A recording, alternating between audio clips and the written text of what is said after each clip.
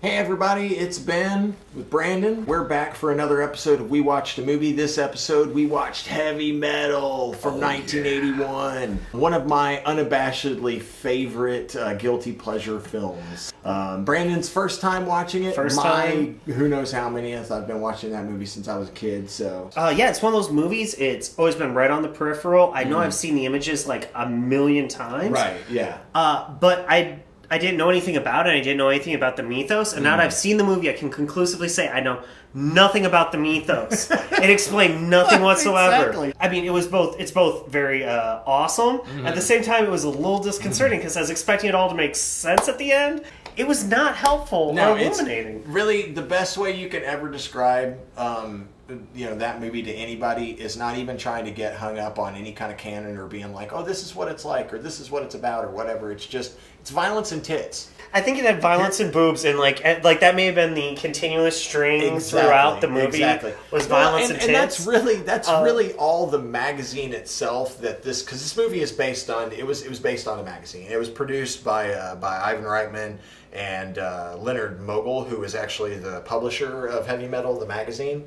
And the magazine itself is very much in that same vein. It's little vignettes, little tiny stories that are self-contained, that contain elements of either sci-fi or fantasy, sometimes action-adventure, and usually with some bare-chested woman, with giant boobs. Yeah. Now, I was surprised. I didn't know that the bad guy in this movie was the embodiment of evil. But it is, and it's just a glowing green orb. Yeah, it's like a green orb. It's of varying sizes depending on when and where you are in the universe. Right. But it's always there when terrible is going down. And it's always like critical to that going like you really almost wrong. Expect there to be like a Hitler in later in Germany after you get through that World War II bomber moment. You're like, oh yeah, here's the part where he was in Hitler's bunker. Oh, and that's fair to say. The vignettes themselves are actually the orb showing the little girl horrible things, terrible it's done from all over the universe. It has a great opening sequence where like this guy gets dropped in a car at the planet. Yes, and you're like, 1955 Corvette.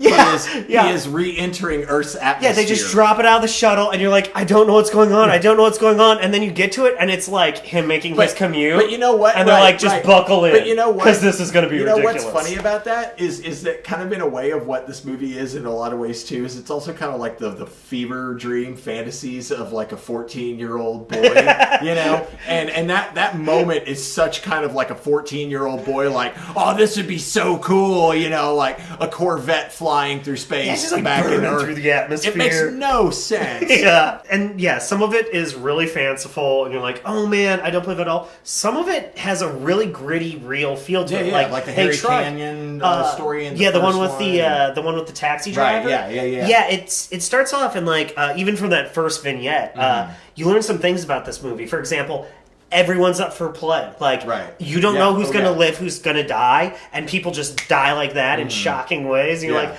oh man, that's crazy. It has a real Game of Thrones thing going on where like you get to know a character, and as soon as you start liking him, you're like, oh, but are they going to die? Right, exactly. Is this going to, am I going to not see them in the next scene? Or Yeah. And like some of them live, some of them die. So it maintains the suspense. You kind of you want to get attached to a character, but you're also like, oh, I'm pretty sure this is going to go wrong. Because you know that all these are stories of things going horribly wrong.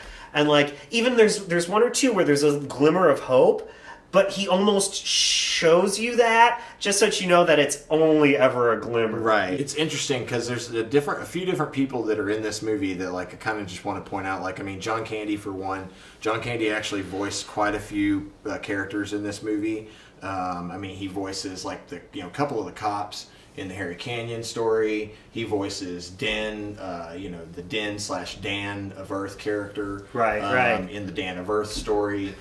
He voices the robot. Which is really funny. Yeah, he voices the robot in the one where the aliens abduct the girl, the secretary out of the Pentagon, that story. Because some of them take place in modern times. And you're like, oh, that's clearly when humans interacted with aliens. Right. Like, okay, one of the things, too, about this movie that has always stuck with me and over the years, and I think maybe even was one of the first things that really kind of drew me into the movie, was the music.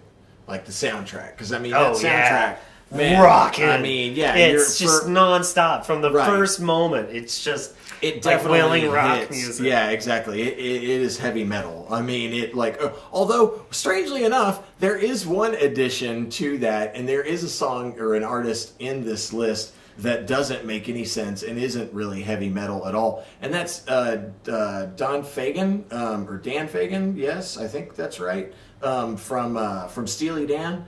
That guy, like, yeah, he's got a song on here, and it's like Donald Fagen. Yeah, Donald Fagen of Steely Dan has a song on a heavy metal soundtrack. Okay, that's weird. Well, you know, it had light moments. There was Right, lots. There was right. lots of and there is a intercourse and Stevie stuff. Nicks song in there at There's some like, random point. Yeah, you know, so- there's soft moments and cute moments in it. Right. You know, there have to be adorable, sweet things to crush, or Yeah, it's not yeah. like Yeah, I mean, they have a horrendous whole one. like romance sequence done to "Open Arms" by Journey, for God's sake. But Veteran of the Psychic Wars, one of my absolute favorite Blue Oyster Cult songs, is like used so well in that movie. And Devo, of course, you know, ending up. The music is amazing. Yeah. I think it goes perfectly with the art style, which I thought they did a fantastic job Yeah. of animating this movie. Yeah.